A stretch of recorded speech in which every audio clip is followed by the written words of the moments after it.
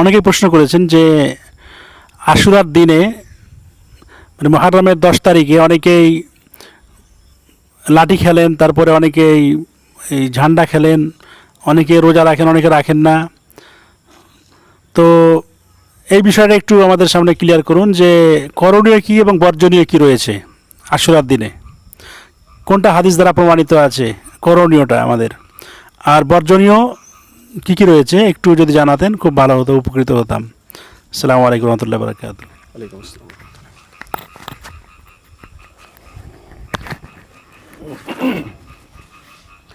আসসালামু আলাইকুম রহমতুল্লাহ বারাকাতুহু। সুপ্রিয় ভাই ও বোন, আপনারা প্রশ্ন শুনলেন আশুরার দিনে করণীয় বর্জনীয় সম্পর্কে। আশুরার দিন আমাদের কী করতে হবে, আশুরার দিন কোনটি, আশুরার দিন আমাদের কী করতে হবে এবং কে থেকে বেঁচে থাকতে হবে, এ প্রসঙ্গে ভাই মুসলিউদ্দিন মাঝহারি সাহেব প্রশ্নটি করেছেন। তো আশুরার দিনের মাহাত্ম্য ও মর্যাদা অপরিসীম।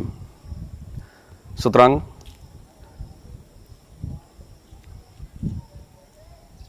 আবু কাতাদা আনসারী রাদিয়াল্লাহু তাআলা আনহু সূত্রে বর্ণিত আছে, রাসূলুল্লাহ সাল্লাল্লাহু আলাইহি সাল্লাম বলেছেন,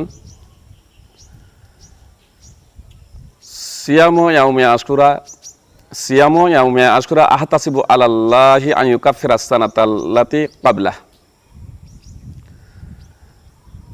আশুরার দিনের রোজা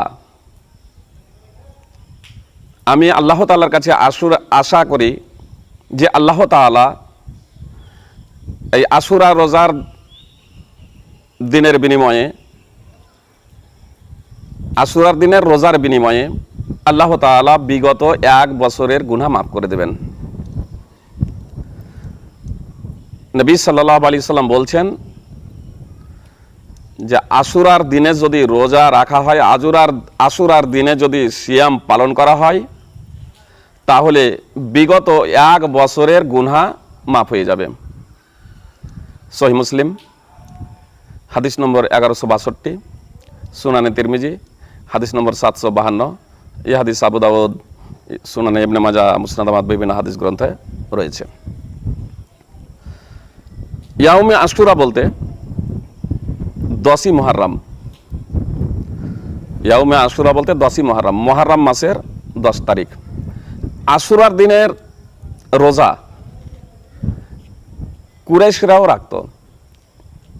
এটা পরম্পরাগতভাবে চলে আসছিল। সুতরাং রাসূলুল্লাহ সাল্লাল্লাহু আলাইহি সাল্লামের যুগে হিজরত করার আগেই যখন মক্কাতে ছিলেন তখনও কুরাইশরা রোজা রাখত, এবং রাসূলুল্লাহ সাল্লাল্লাহু আলাইহি সাল্লাম হিজরতের আগেও রোজা রেখেছেন মক্কাতে। যেমন আয়েশা রাদিয়াল্লাহু তাআলা আনহা সূত্রে বর্ণিত আছে, সহিহ বুখারী হাদিস, হাদিস নম্বর 2002।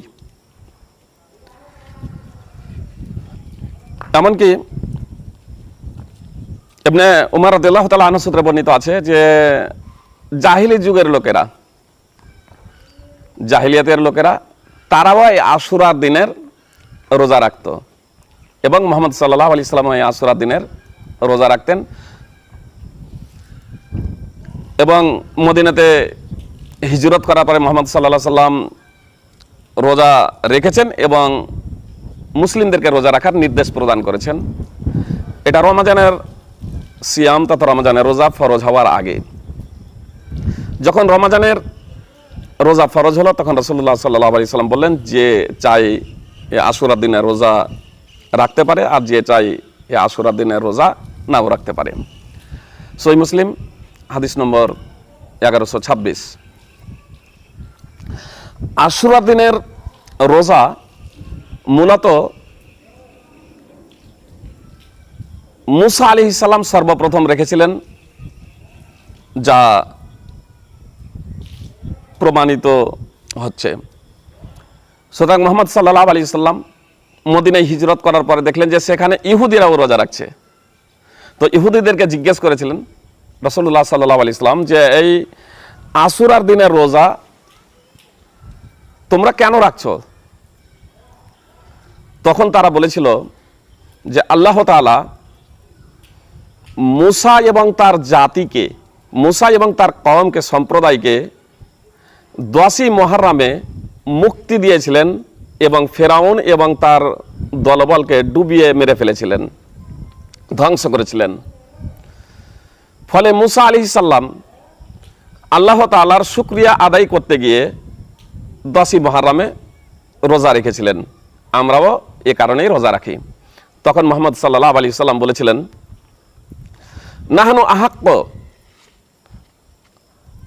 নাহনু আহাক্কু বিমুসা মিনকুম, আমরাই তো মুসা আলাইহিস সালামের তোমাদের থেকে বেশি হকদার, আমরাই মুসা আলাইহিস সালামের বেশি নিকটবর্তী দিনের ক্ষেত্রে, শরীয়তকে মানার ক্ষেত্রে।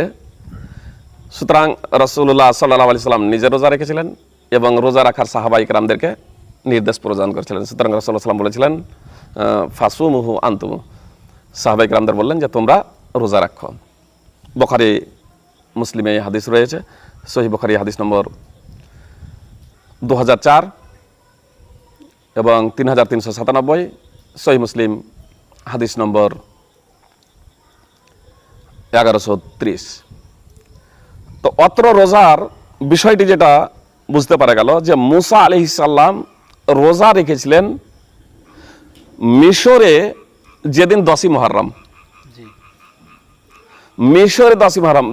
আশুরার দিনের রোজার একটা প্রেক্ষাপট এখানে পাওয়া যাচ্ছে, আশুরার দিনের রোজার একটা প্রেক্ষাপট, আর সেই প্রেক্ষাপটটা ছিল ফেরাউনের জুলম ও নির্যাতন থেকে মুসা এবং তার সম্প্রদায়ের মুক্তি এবং ফেরাউন এবং তার দলবলের ধ্বংস।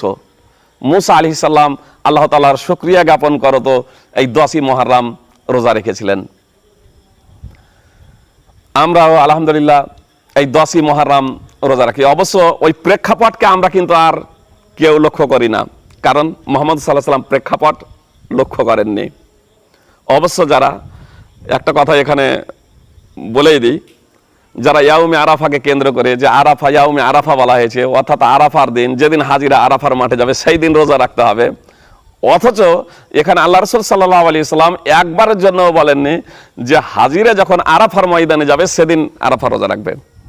বরং 9ই যুলহিজ্জাকে কেন্দ্র করে, চন্দ্র মাসের 9ই যুলহিজ্জাকে কেন্দ্র করে হজ সম্পাদনকারীরা আরাফার ময়দানে যান।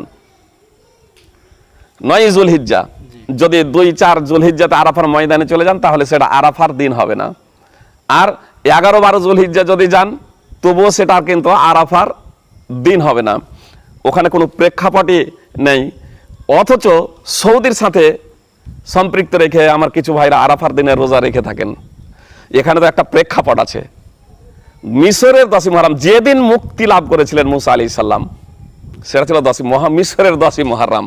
তো এই হিসেবে আমাদের ভারত, বাংলাদেশ সহ পাকিস্তান যারা আমরা আছি, চীন, এদের কিন্তু ওই মিশরে যেদিন 10ই মুহররম সেদিন রোজা রাখা উচিত, সেদিন রোজা রাখা উচিত। কিন্তু তারা ওই মিশরের মুসা আলাইহিস সালামের ওই মুক্তি লাভের দিনটি, তার কারণ একদিনই তো মুক্তি লাভ করেছিলেন, যেদিন মুক্তি লাভ করেছিলেন সেটা অবশ্যই 10ই মুহররম, 10ই মুহররম ছিল, আর সেটা ভারতের 10ই মুহররম ছিল না। সেই দিন ভারতের কিন্তু 10ই মুহররম ছিল না, সেদিন তাদের 11ই মুহররম, সেদিন তাদের 9ই মুহররম, সেদিন তাদের এই 11ই মুহররম, সেদিন তাদের 11ই মুহররম বা 12ই মুহররম। তার কারণ কখনো কখনো মিশরে একদিন পরে বা 2 দিন পরে, সাধারণত একদিন পরে আমরা ভারতবাসী চাঁদ দেখে থাকি। ফল কথা, আশুরার দিনের 10ই মুহররমের রোজার মাহাত্ম্য এবং ফজিলত হলো যে যে কেউ এই রোজা রাখবে, এটা এই রোজা রাখা, আশুরার দিনে রোজা রাখা হলো মুস্তাহাব, যে কেউ রোজা রাখবে তার বিগত 1 বছরের গুনাহ মাফ হয়ে যাবে।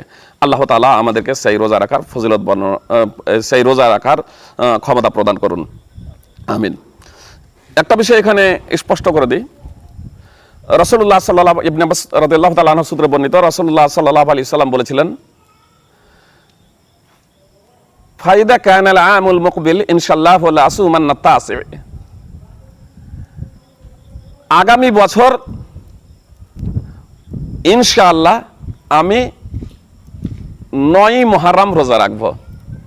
রাসূলুল্লাহ সাল্লাল্লাহু আলাইহি ওয়াসাল্লাম বলেছিলেন, ইনশাআল্লাহ আগামী বছর আমি 9 মুহররম রোজা রাখবো।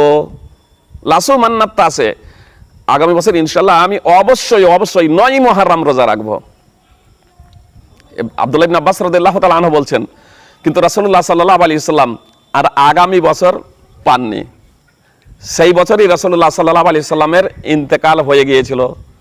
সহিহ মুসলিম হাদিস নম্বর 1134। এজন্য ওলামায়ে কেরাম বলেছেন যে মুহররমের 2 দিনই রোজা রাখা মুস্তাহাব, 9 মুহররম এবং 10 মুহররম। কেননা রাসূলুল্লাহ সাল্লাল্লাহু আলাইহি সাল্লাম উত্তম বিষয়েরই, ভালো জিনিসেরই তিনি নিয়াত করতেন। আর রাসূলুল্লাহ সাল্লাল্লাহু আলাইহি সাল্লাম এখানে ইচ্ছা প্রকাশ করেছিলেন, ইনশাআল্লাহ আগামী বছর আমি রোজা রাখবো। অপর ইবনে আব্বাসের অন্য সূত্রে রয়েছে, লাইন বাকিতো ইলা আমিন, লাইন বাকিতো ইলা কাবিলিন, আমি যদি আগামী বছর বেঁচে থাকি, লাইন বাকিতো ইলা আমিন কাবিলিন, যদি আগামী বছর আমি বেঁচে থাকি তাহলে আমি আসুমান্নাত তাসে, তবে আমি মুহররমের 9 তারিখে রোজা রাখবো। কিন্তু রাসূলুল্লাহ সাল্লাল্লাহু আলাইহি সাল্লাম আর বেঁচে ছিলেন না, ফলে 9 তারিখে রাসূলুল্লাহ সাল্লাল্লাহু আলাইহি সাল্লামের রোজা রাখা সম্ভব হয়নি। তবে শুধু ওলামায়ে কেরাম শুধু নন, আব্দুল্লাহ ইবনে আব্বাস রাদিয়াল্লাহু তাআলা আনহু সূত্রে বর্ণিত আছে, তিনি আশুরার দিন প্রসঙ্গে বলেন, খালিফুল ইয়াহুদ ওয়াসুমুত তাসি ওয়াল আশির, তোমরা ইহুদিদের বিরুদ্ধাচরণ করো এবং মুহররমের 9 এবং 10 তারিখে রোজা রাখো। তার কারণে ইহুদিরা শুধু মুহররমের 10 তারিখে রোজা রাখে। তো আব্দুল্লাহ ইবনে আব্বাস রাদিয়াল্লাহু তাআলা আনহু বললেন যে তোমরা ইহুদিদের বিরুদ্ধাচরণ করো, ইহুদিদের তোমরা বিপরীত করো, সুতরাং তোমরা মুহররমের 9 এবং 10 তারিখে রোজা রাখো। মুসান্নাফ আব্দুর রাজ্জাক হাদিস নম্বর 7839 এবং ইমাম বাইহাকির আস-সুনানুল কুবরা হাদিস নম্বর 8404। অবশ্যই ইবনে আব্বাস রাদিয়াল্লাহু তাআলা আনহু সূত্রেই নবী সাল্লাল্লাহু আলাইহি সাল্লাম মের থেকে হাদিস বর্ণিত আছে যে নবী সাল্লাল্লাহু আলাইহি সাল্লাম বলেছেন আশুরার দিনের প্রসঙ্গে, যে তোমরা, রাসূলুল্লাহ সাল্লাল্লাহু আলাইহি ওয়াসাল্লাম বলেছেন, সুমু ইয়াউমা আশুরা ওয়া খালিফু ফীহিল ইয়াহুদ সুমু ক্বাবলাহু ইয়াওমান ওয়া বাদাহু ইয়াওমা, তোমরা আশুরার দিনে রোজা রাখো, মুহররমের 10 তারিখে রোজা রাখো এবং এই বিষয়ে ইহুদিদের বিরুদ্ধাচরণ করো। সুতরাং সুমু ক্বাবলাহু ইয়াওমান ওয়া বাদাহু ইয়াওমা, ইহুদিদের বিরুদ্ধাচরণ কিভাবে, যে শুধু 10ই মুহররম রোজা না রেখে বরং 10ই মুহররম রোজা রাখবে এবং তার একদিন আগে রোজা রাখবে, অর্থাৎ 9ই মুহররম এবং 10ই মুহররম রোজা রাখবে, অথবা 10ই মুহররম এবং 11ই মুহররম রোজা রাখবে। অবশ্যই এই বর্ণনাটি জয়ীফ, এ বর্ণনাটি আমলযোগ্য নয়। ইমাম আহমদ ইবনে হাম্বল তার মুসনাদে বর্ণনা করেছেন হাদিস নম্বর 2154। অত্র হাদিসে একজন বর্ণনাকারী আছে ইবনে আবি লাইলা। ইবনে আবি লাইলা হচ্ছে মুহাম্মদ বিন আব্দুর রহমান ইবনে আবি লাইলা, সে হচ্ছে জয়ীফ এবং সাইয়ুল হিফজ, অর্থাৎ সে দুর্বল এবং তার স্মৃতিশক্তি দুর্বল ছিল, তার স্মৃতিশক্তি খারাপ ছিল। অপর একটি বর্ণনা রয়েছে এ প্রসঙ্গে অন্য সূত্রে এই ভাবার্থেই, লাইন বাকিতু লাআমুরান্না বিসিয়ামি ইয়াউমিন ক্বাবলাহু আও ইয়াউমিন বাদা ইয়াউমে আশুরা। রাসূলুল্লাহ সাল্লাল্লাহু আলাইহি ওয়াসাল্লাম বলছেন, আমি যদি বাকি থাকি, আমি যদি জীবিত থাকি, তাহলে অবশ্যই আশুরার দিনের একদিন আগে রোজা রাখবো কিংবা আশুরার দিনের একদিন পরে রোজা রাখবো। অত্র বর্ণনাকে আল্লামা নাসিরউদ্দিন আলবানী রাহিমাহুল্লাহ মুনকার বলে উল্লেখ করেছেন সিলসিলাতুল আহাদিস যায়িফা ওয়াল মাওযুআতে হাদিস নম্বর 4297। ফল কথা, আশুরার দিন বলতে 10ই মুহররম, কিন্তু আমাদের জন্য 2 দিন রোজা রাখা মুস্তাহাব। তার কারণ রাসূলুল্লাহ সাল্লাল্লাহু আলাইহি ওয়াসাল্লাম 9ই মুহররম রোজা রাখার ইচ্ছা প্রকাশ করেছিলেন। যদি রাসূলুল্লাহ সাল্লাল্লাহু আলাইহি ওয়াসাল্লাম বেঁচে থাকতেন তাহলে অবশ্যই রাসূলুল্লাহ সাল্লাল্লাহু আলাইহি ওয়াসাল্লাম 9ই মুহররম রোজা রাখতেন। এজন্য আব্দুল্লাহ ইবনে আব্বাস রাদিয়াল্লাহু তাআলা আনহু বলেছেন যে তোমরা ইহুদিদের বিরুদ্ধাচরণ করো, ওয়াসুমুত তাসি ওয়াল আশির, এবং 9ই মুহররম এবং 10ই মুহররম এই 2 দিনে তোমরা রোজা রাখবে। এ তো মুহররমের 10ই মুহররমের মাহাত্ম্য ফজিলত সম্পর্কে এটা বর্ণিত হলো। সাধারণভাবে একটা বিষয় আপনাদেরকে বলি যে মুহররম মাসের সাধারণভাবেই ফজিলত আছে, মুহররম মাসের সাধারণভাবেই ফজিলত আছে। সুতরাং জুলহিজ্জা, জুলকাদা এবং জুলহিজ্জা, মুহররম এবং রজব এই 4টি মাসের বিশেষ মাহাত্ম্য এবং ফজিলত বর্ণিত হয়েছে।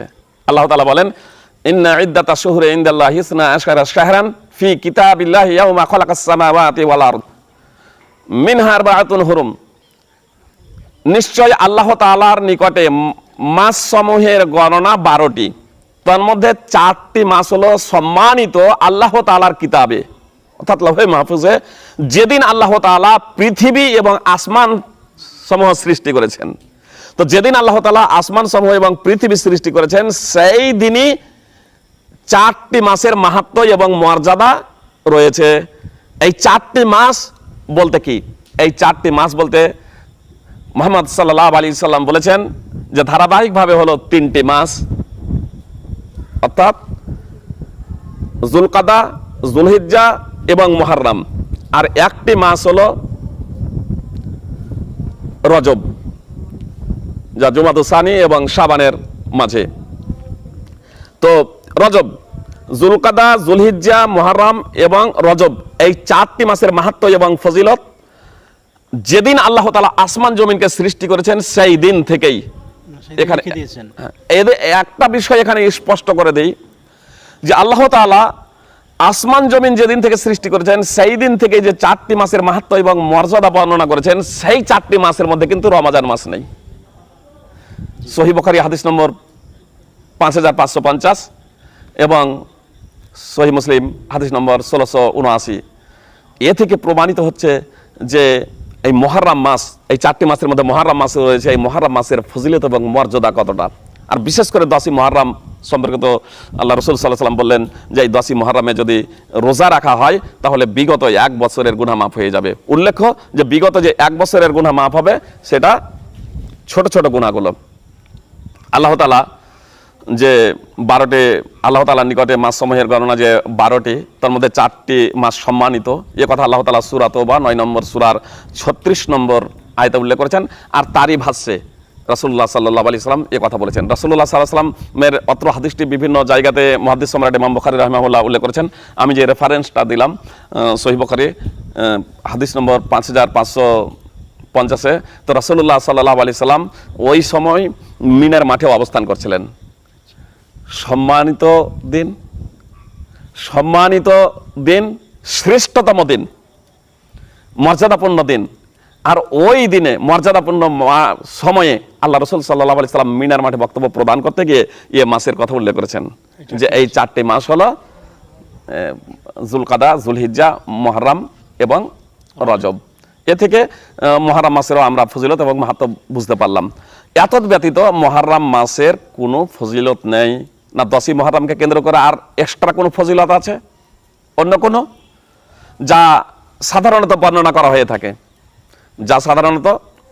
হয়ে থাকে, যে নূহ আলাইহিস সালামের নৌকা এই আশুরার দিনে অর্থাৎ 10ই মুহররমে জুদি পর্বতে লেগেছিল। মুসনাদ আহমদ এটা বর্ণিত হয়েছে, হাদিসটি জয়ীফ। এবং এটা যে 10ই মুহররমে কোনো ব্যক্তি যদি নিজের পরিবারে সচ্ছলভাবে খরচ করে, নিজের পরিবারে যদি সচ্ছলভাবে খরচ করে, তাহলে সারা বছর সে সচ্ছল অবস্থায় থাকবে। আল্লাহ তাআলা তার রুজিতে বরকত দান করবেন, তার রুজিকে প্রশস্ত করে দেবেন। এই হাদিসও জয়ীফ, যা আল্লামা নাসিরুদ্দিন আলবানী রাহিমাহুল্লাহ সিলসিলাতুল হাদিস যায়িফা ওয়াল মাওযুআতে উল্লেখ করেছেন। বাকি এর যে সূত্রগুলো আছে বরং একেবারে জাল এবং বানাওয়াট। সুতরাং এ কথা কোনো আলেম পর্যন্ত বর্ণনা করে থাকে যে আল্লাহ তাআলা তওবা কবুল করেছিলেন আদম আলাইহিস সালামের এই 10ই মুহররম আশুরার দিনে। ইউনূস আলাইহিস সালাম মাছের পেট থেকে মুক্তি পেয়েছিলেন আশুরার দিনে। ইব্রাহিম আলাইহিস সালাম আগুন থেকে মুক্তি পেয়েছিলেন। ইব্রাহিম আলাইহিস সালামের জন্য আগুন শান্তিদায়ক ঠান্ডায় পরিণত হয়ে গিয়েছিল। নমরুদের আগুন থেকে পরিত্রাণ পেয়েছিলেন এই আশুরার দিনে। ইসমাইল আলাইহিস সালামের গলায় যে ছুরি চালাতে উদ্যত হয়েছিলেন ইব্রাহিম আলাইহিস সালাম, সেই দিনটা ছিল আশুরার দিন। আশুরার দিনে কেউ যদি চোখে সুরমা লাগায় তো সারা বছর তার আর চোখ খারাপ হবে না। চোখে তার কোনো প্রকারের রোগ ব্যাধি হবে না। 10ই মুহররম কেউ যদি চোখে সুরমা লাগায়, কেউ যদি আশুরার দিনে রোজা রাখে, তাহলে 60 বছরের এই ইবাদতের সমপরিমাণ নেকি আল্লাহ তাআলা তার জন্য লিখে দিবেন। কেউ যদি আশুরার দিনে রোজা রাখে, তাহলে 1000 হজ ও উমরা সম্পাদনকারীর সমপরিমাণ নেকি আল্লাহ তাআলা তাকে প্রদান করবেন। এইসব যা বর্ণিত, এইসব যা আপনাদের সম্মুখে বর্ণনা করা হলো, অনেক আলেম এই সবগুলোর সহি জয়ীফ জাল এসব কোনো কিছু বর্ণনা না করেই বর্ণনা করে থাকেন। আসলে এইসব কথাগুলো একেবারে জাল এবং বানাওয়াট। যে সূত্রে এই কথাগুলো বর্ণিত হয়েছে, সেই সূত্রে একজন বর্ণনাকারী আছে হাবিব বিন আবি হাবিব। আসলে এই হাবিব বিন আবি হাবিব মহা মিথ্যুক এবং হাদিস জালকারী। এই নিজেই হাদিসটিকে জাল করেছে, অর্থাৎ নিজে হাদিস বানিয়ে রাসূলুল্লাহ সাল্লাল্লাহু আলাইহি সাল্লামের নাম দিয়ে চালিয়ে দিয়েছে। এই হাদিসটা কোথায় এসে? ইবনুল জাওজি রাহিমাহুল্লাহ তার আল মাওজুআত 2য় খণ্ডের 202 এবং 203 নম্বরে উল্লেখ করেছেন।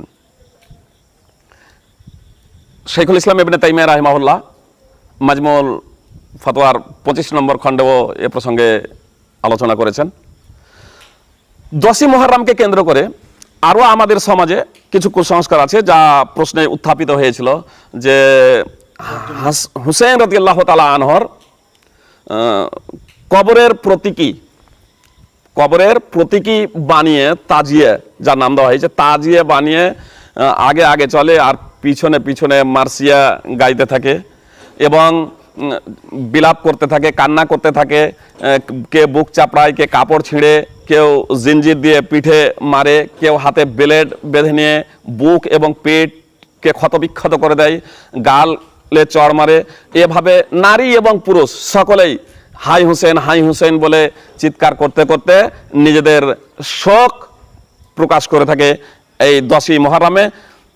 এবং এই মুহররমের পুরো 10 দিনই তারা শোক দিবস হিসেবে এটাকে পালন করে থাকে। প্রথমত বলতে চাই যে এই যে যা করা হলো, এগুলো শিরক এবং বেদাতের সংমিশ্রণে গঠিত। হুসেন রাদিয়াল্লাহু তাআলা আনহর কবরের প্রতীকী বানানো এবং হাই হুসেন বলে চিৎকার এবং চেঁচামেচি করা জাহেলি প্রথাকেও হার মানায়। হুসেন রাদিয়াল্লাহু তাআলা আনহর প্রতি যে বাড়াবাড়ি এটা মূলত তৈরি হয়েছিল ইরাক এবং ইরানে। সেখানেও প্রথম দিকে এই হুসেন রাদিয়াল্লাহু তাআলা আনহর কবরের প্রতিচ্ছবি কিন্তু তৈরি করা হয়নি। আর আমি এ বিষয়টা নেটে সার্চ করছিলাম, সেখানেও দেখলাম যে এটা বাংলাদেশেই সর্বপ্রথম করা হয়েছে। ইরাক এবং ইরানেও এর কোনো অস্তিত্ব ছিল না। অবশ্য একটা বিষয় এখানে স্পষ্ট করে দিই যে হুসেন রাদিয়াল্লাহু তাআলা আনহুকে কেন্দ্র করে যে লাঠি খেলা, মার্সিয়া ইত্যাদি যা কিছু হচ্ছে, এগুলো কুসংস্কার, ধর্মের সাথে এর কোনো সম্পর্ক নেই। তার কারণ দিনে ইসলাম কমপ্লিট হয়ে গেছে রাসূলুল্লাহ সাল্লাল্লাহু আলাইহি সাল্লামের জীবদ্দশাতে। আল্লাহ তাআলা বলছেন আল ইয়াউমা আকমালতু লাকুম দীনাকুম, আজ আমি তোমাদের জন্য তোমাদের দ্বীনকে পরিপূর্ণ করে দিলাম। সূরা মাইদা 5 নম্বর সূরা 3 নম্বর আয়াত। তো আল্লাহ তাআলা দ্বীনে ইসলামকে কমপ্লিট করে দিয়েছেন, দ্বীনে ইসলামকে পূর্ণ করে দিয়েছেন। আর রাসূলুল্লাহ সাল্লাল্লাহু আলাইহি সাল্লামের ইন্তেকালের প্রায় 50 বছর পরে হুসেন রাদিয়াল্লাহু তাআলা আনহু শহীদ হচ্ছেন 61 হিজরিতে 10ই মুহররম। 61 হিজরি 10ই মুহররম হুসেন রাদিয়াল্লাহু তাআলা আনহু শহীদ হচ্ছেন। অবশ্যই তার এ ঘটনা বেদনাদায়ক। তাকে নির্মমভাবে শহীদ করা হয়েছিল। ইরাকবাসী তাকে সহযোগিতা করবে বলে আহ্বান করেছিল, পরবর্তীতে তারাই তার সাথে প্রতারণা করেছিল এবং শেষ পর্যন্ত হুসেন রাদিয়াল্লাহু তাআলা আনহু ফিরেও যেতে চেয়েছিলেন। তিনি বলেছিলেন আমাকে মদিনা যেতে দাও, অথবা ইয়াজিদের কাছেই তোমরা আমাকে পৌঁছে দাও, কিন্তু ইরাকবাসী সেখানেও যেতে দেয়নি। শেষ পর্যন্ত উমর বিন সাদ, ওবাইদুল্লাহ বিন জিয়াদের নির্দেশে উমর বিন সাদ দের নেতৃত্বে হুসেন রাদিয়াল্লাহু তাআলা আনহুকে শহীদ করে দেওয়া হয়েছিল। আর এই ওবাইদুল্লাহ বিন জিয়াদকে উৎসাহ প্রদান যে করেছিল যে হুসাইন রাদিয়াল্লাহু তাআলা আনহুকে হত্যা করতে হবে, সে ছিল শিমর বিন জুল জাউশান। এই শিমর, যাকে শিমার বলে থাকে বাংলায়, যে শিমর বিন জুল জাউশান এই বক্তব্য রেখে ছিল, উৎসাহ প্রদান করেছিল, আবিদুল্লাহ বিন জিয়াদকে উৎসাহ দিয়েছিল যে তুমি একে হত্যা করে দাও, হুসাইন রাদিয়াল্লাহু তাআলা আনহুকে। আর সেই আবিদুল্লাহ বিন জিয়াদ তখন পুরস্কার ঘোষণা করেছিল যে কে হুসাইন রাদিয়াল্লাহু তাআলা আনহুকে হত্যা করতে পারবে, তার মাথা কেটে আমার কাছে নিয়ে আসতে পারবে। তখন উমর বিন সাদ সেই দাঁড়িয়ে গেছিল যে আমি তার মাথা কেটে নিয়ে আসব। ইয়াজিদ বিন মুআবিয়া হুসাইন রাদিয়াল্লাহু তাআলা আনহুকে হত্যারও নির্দেশ দেন নাই, কিন্তু যখন হত্যার সংবাদ পৌঁছালো এবং হত্যার যখন সংবাদ পৌঁছালো ইয়াজিদ বিন মুআবিয়ার কাছে, তখন শুধু এই কথা বলেছিল আমি যদি উপস্থিত থাকতাম তাহলে হত্যা করতাম না, কিন্তু সে প্রতিশোধও নেয়নি, কেসাসও নেয়নি যারা হুসাইন রাদিয়াল্লাহু তাআলা আনহুকে হত্যা করেছিল। অবশ্য আল মুখতার বিন আবু ওবায়দ এই ওবায়দুল্লাহ বিন জিয়াদকে হত্যা করেছিল। এখানে এই কথাটা শুধু এজন্যই বলে দিচ্ছি, অনেক সময় মানুষ বিভ্রান্তির শিকার হয়। আল মুখতার বিন আবি ওবায়দ, এই ওবায়দুল্লাহ বিন জিয়াদ যার নির্দেশে হুসাইন রাদিয়াল্লাহু তাআলা আনহু শহীদ হয়ে গিয়েছিলেন, হুসাইন রাদিয়াল্লাহু তাআলা আনহুকে শহীদ করার জন্য, তার মাথা কাটার জন্য যে নির্দেশ প্রদান করেছিল ওবায়দুল্লাহ বিন জিয়াদ, এই ওবায়দুল্লাহ বিন জিয়াদকে আল মুখতার হত্যা করেছিল। হুসাইন রাদিয়াল্লাহু তাআলা আনহু এবং তার পরিবারের প্রতি সহানুভূতি প্রদর্শন করতে করতে একটা পর্যায়ে এই আল মুখতার সে নিজেকে নবী বলে দাবি করেছিল যে আমি হচ্ছি নবী, আমার কাছে আল্লাহ তাআলার পক্ষ থেকে ওহী আসছে। নাউযুবিল্লাহি মিন যালিক, সে নিজেকে নবী দাবি করে বসলো। এ হচ্ছে রাফেজি, এ হচ্ছে শিয়া। আর সেখান থেকেই যত সব বাড়াবাড়ি এ সবগুলো আসছে 10ই মুহররম এবং মুহররমের প্রথম দশকে কেন্দ্র করে এই আল মুখতার শেষ পর্যন্ত নিজেকে নবী বলে দাবি করেছিল। শাইখুল ইসলাম ইবনে তাইমিয়া রাহিমাহুল্লাহ মাজমুউল ফতোয়া 25 নম্বর খণ্ডের 301 নম্বর পৃষ্ঠাতে এ কথা উল্লেখ করেছেন। একটা বিষয় এখানে আরো স্পষ্ট করে দিই যে এই যে করা আজকাল যেটা শোক পালন করা হচ্ছে, প্রতি বছর ঘুরে ঘুরে যে শোক পালন করা হচ্ছে, এই শোক পালনটাই মূলত ইসলামে জায়েজ নয়। মুহাম্মদ সাল্লাল্লাহু আলাইহি সাল্লামের ইন্তেকাল সব থেকে বড় শোক দিবস ছিল। আলহামদুলিল্লাহ, কেউ কিন্তু মুহাম্মদ সাল্লাল্লাহু আলাইহি সাল্লামের ইন্তেকালকে কেন্দ্র করে আমরা শোক পালন করছি না। তার কারণ না সাহাবায়ে কেরাম করেছেন, না আমরা করছি। তার কারণ প্রতি বছর ঘুরে ঘুরে যে শোক পালন করা হচ্ছে, এটা ইসলামের দৃষ্টিতে বৈধ নয়। রাসূলুল্লাহ সাল্লাল্লাহু আলাইহি সাল্লাম বলেছেন, যে মহিলা আল্লাহ এবং আখিরাতে বিশ্বাস স্থাপন করে তার জন্য বৈধ নয় স্বামী ব্যতীত অন্য কারোর জন্য 3 দিনের বেশি শোক পালন করা। যে মহিলা আল্লাহ এবং আখিরাতে বিশ্বাস স্থাপন করে তার জন্য বৈধ নয় 3 দিনের জন্য 3 দিনের বেশি শোক পালন করা স্বামী ব্যতীত। অর্থাৎ স্বামী মারা গেলে 3 দিনের বেশি শোক পালন করতে পারে, গর্ভবতী হলে সন্তান ভূমিষ্ঠ হওয়া পর্যন্ত, আর যদি গর্ভবতী না হয় তাহলে 4 মাস 10 দিন। স্বামী ব্যতীত অন্য কোনো ব্যক্তির জন্য শোক পালন করা বৈধ নয়। সহিহ বুখারী হাদিস নম্বর 1280 থেকে 1282, সেখানে এই যে প্রতি বছর শোক পালন করা হচ্ছে, এটা অনইসলামিক সংস্কৃতি, যা হারাম। রাসূলুল্লাহ সাল্লাল্লাহু আলাইহি ওয়াসাল্লাম বলেছেন, মান তাশাব্বাহা বিকাউমিন ফাহুয়া মিনহুম, যে জাতির সাদৃশ্য গ্রহণ করবে সে জাতির অন্তর্ভুক্ত হবে। সুনানে আবি দাউদ হাদিস নম্বর 4031। আরো একটা বিষয়, যে মৃত্যুর দিনেই হোক বা পরবর্তীতে হোক এ শোক পালনা প্রতি বছর ঘুরে ঘুরে যেটা করছি, এটা তো জায়েজ নয়। দ্বিতীয়ত, মৃত্যুর দিনেও কেউ যদি উচ্চ স্বরে কান্না করে, বিলাপ করে, তাহলে এটা ইসলামে জায়েজ নয়, বরং এটা হারাম। আব্দুল্লাহ ইবনে মাসউদ রাদিয়াল্লাহু তাআলা আনহু সূত্রে হাদিস বর্ণিত আছে, রাসূলুল্লাহ সাল্লাল্লাহু আলাইহি সাল্লাম বলেছেন, লাইসা মিন্না মান লাতামাল খুদুদ ওয়া শাক্কাল জুয়ুব ওয়া দা'a বিদাওয়াল জাহিলিয়া, সে আমাদের দলভুক্ত নয় যে গালে থাপ্পড় মারে এবং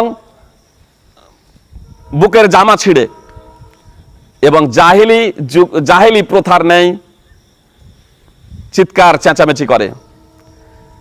সে ব্যক্তি আমাদের দলভুক্ত নয়। সহিহ বুখারী হাদিস নম্বর 1294 এবং 1297 এবং 1298। আবু মুসা আশআরী রাদিয়াল্লাহু তাআলা আনহু সূত্রে বর্ণিত, রাসূলুল্লাহ সাল্লাল্লাহু আলাইহি সাল্লাম বলেছেন যে আমি সেই ব্যক্তি থেকে নিজের সম্পর্ক ছিন্ন করছি যে মাথা ন্যাড়া করে বিপদের সময়, মাথা ন্যাড়া করে, বিপদের সময় মাথা ন্যাড়া করে। মুসলিমদেরকে দেখবেন আমাদের ভারতের যে তাদের কেউ মারা গেলে মাথা ন্যাড়া করে। রাসূলুল্লাহ সাল্লাল্লাহু আলাইহি সাল্লাম বলছেন যে মাথা নাড়া করে বিপদের সময় তার সাথে আমার কোনো সম্পর্ক নেই। যে বিলাপ করে উঁচু আওয়াজ করে কান্না করে তার সাথে আমার কোনো সম্পর্ক নেই। যে বিপদে জামা কাপড় ছিঁড়ে তার সাথে আমার কোনো সম্পর্ক নেই। সহিহ বুখারী হাদিস নম্বর 1296 এবং সহিহ মুসলিম হাদিস নম্বর 1004। আবু মালিক আল আশআরী রাদিয়াল্লাহু তাআলা আনহু সূত্রে বর্ণিত আছে, রাসূলুল্লাহ সাল্লাল্লাহু আলাইহি সাল্লাম বলেছেন আন-নিয়াহাতু মিন আমরিল জাহিলিয়া, আন-নিয়াহাতু মিন আমরিল জাহিলিয়া, উচ্চ স্বরে কান্না করা জাহেলি প্রথা। ওয়া ইন্নান নাইহাতা ইদা মাতাত ওয়া লাম তাতুব কাতালাহু লাহা সিয়াবাম মিন কাতিরান ওয়া দিরআম মিন লাহাবিন নার। রাসূলুল্লাহ সাল্লাল্লাহু আলাইহি সাল্লাম বলছেন উচ্চস্বরে বিলাপকারিণী, মৃত্যুকে কেন্দ্র করে উচ্চস্বরে ক্রন্দনকারিণী যদি তওবা না করে মারা যায় তাহলে আল্লাহ তাআলা তাকে আলকাতরাযুক্ত পোশাক পরিধান করাবেন এবং জাহান্নামের লেলিহান শিখার বর্ম তাকে পরিয়ে দেবেন। সুনানে ইবনে মাজাহ হাদিস নম্বর 1581, সহিহ মুসলিমেও আছে হাদিস নম্বর 934। সহিহ মুসলিমের বর্ণনায় পুরুষ হোক অথবা মহিলা হোক যে কেউ বিলাপ করে কান্না করবে আর সে বিলাপ করে কান্না করে তওবা না করে মারা যাবে, তাকে আল্লাহ তাআলা পরিয়ে দেবেন, আগুনের লেলিহান শিখার বর্ম পরিয়ে দেবেন, তাকে আলকাতরাযুক্ত পোশাক পরিয়ে দেবেন। সহিহ মুসলিম হাদিস নম্বর 934। এজন্য আল্লাহ তাআলা আমাদেরকে সমস্ত কুসংস্কার থেকে বেঁচে থাকার তৌফিক দান করেন। ফল কথা 10ই মুহররমে আমাদের শুধু করণীয় হলো যে 10ই মুহররমে আমরা রোজা রাখবো। সুতরাং 9 এবং 10ই মুহররম এই 2 দিন আমরা রোজা রাখবো ইনশাআল্লাহ। আর এই মাস যেহেতু পবিত্র মাস, মুহররমের মাস পবিত্র মাস, যেমন জুলকাদা জুলহিজ্জা পবিত্র মাস, মুহররম মাস পবিত্র মাস, এই পবিত্র মাসে কোনো প্রকারের অপরাধ করা থেকে আমাদেরকে বঞ্চিত থাকতে হবে। অন্যান্য মাস থেকেও অপরাধ করা থেকে বঞ্চিত থাকতে হবে, কিন্তু স্পেশালভাবে এই মাসগুলোর কথা আল্লাহ তাআলা উল্লেখ করেছেন যে এই মাসগুলো যেহেতু সম্মানিত মাস, সেই দিন থেকেই সম্মানিত মাস যেদিন আল্লাহ তাআলা আসমান জমিন সৃষ্টি করেছেন। এজন্য এই মাসে কোনো প্রকারের অপরাধ করা অন্যান্য মাসের তুলনায় অধিকতর অপরাধ হিসেবে পরিগণিত হবে। আল্লাহ তাআলা আমাদেরকে সকল প্রকার অপরাধ, শিরক এবং বিদআত থেকে বেঁচে থাকার তৌফিক দান করেন। আমিন। আসসালামু আলাইকুম রাহমাতুল্লাহ। ওয়া আলাইকুম আসসালাম ওয়া রাহমাতুল্লাহি ওয়া বারাকাতুহু। শেখ, তাহলে ওই ইয়াজিদ বিন মুয়াবিয়া হত্যা করেছিল বলে অনেকেই এ কথা সঠিক নয়। করেছে। ইয়াজিদ বিন মুয়াবিয়া হত্যা করেছিল এটা আদৌ নেই, বরং ইয়াজিদ বিন মুয়াবিয়া একটা বর্ণনা পাওয়া যায় যে ইয়াজিদ বিন মুয়াবিয়া হুসাইন রাদিয়াল্লাহু তাআলা আনহুর যখন মাথা তার কাছে যখন পৌঁছাচ্ছে কেটে নিয়ে, তখন তিনি কান্না করছেন। আচ্ছা, কান্নাও করেছিলেন এবং হুসাইন রাদিয়াল্লাহু তাআলা আনহুর পরিবারের সাথে খুব ভালো ব্যবহার করেছিলেন, সমবেদনা প্রকাশ করেছিলেন, যা ইমাম ইবনে কাসির রাহিমাহুল্লাহ আল বিনায়া ওয়ান নিহায়াতে কথা উল্লেখ করেছেন। আচ্ছা, আরেকটা বিষয় হচ্ছে তাহলে যে আমরা জানতে পারলাম যে মুহররমের যে সিয়ামটা আমরা রাখবো এটা মিশরের সঙ্গে নয়, সৌদি আরবের মানে চাঁদকে কেন্দ্র করে, চাঁদ কেন্দ্রিক এজন্যই চাঁদ কেন্দ্রিক রাখতে হবে। এজন্যই এখানে একটা বিষয় আরো গুরুত্বপূর্ণ যে রাসূলুল্লাহ সাল্লাল্লাহু আলাইহি ওয়াসাল্লাম কখনো অনুসন্ধান করেননি যে মিশরে কখন চাঁদ দেখা যাচ্ছে। আচ্ছা, মদিনার চাঁদ অনুযায়ী মুহাম্মদ সাল্লাল্লাহু আলাইহি ওয়াসাল্লাম মুহররমের রোজা রেখেছেন। মক্কায় ছিলেন তখন মক্কার চাঁদ অনুযায়ী, মদিনায় গিয়েছেন তখন মদিনার চাঁদ অনুযায়ী, তিনি অনুসন্ধান করেননি। যদিও কখনো কখনো মিশরের এবং মক্কা মদিনার চাঁদে পার্থক্য ছিল। সুতরাং শাইখুল ইসলাম হাফেজ ইবনে হাজার আসকালানী রাহিমাহুল্লাহ তিনি বলছেন যে 824 হিজরিতে আমি হজে গিয়েছিলাম, 824 হিজরিতে, আর তিনি 824 হিজরিতে জুমার দিনে আরাফার মাঠে ছিলেন। আচ্ছা, আরাফার মাঠে, আর সেই দিন মিশরের কায়রোতে বলছেন যে জুমার দিনে ঈদ। একদিন আগে চাঁদ দেখা গেল।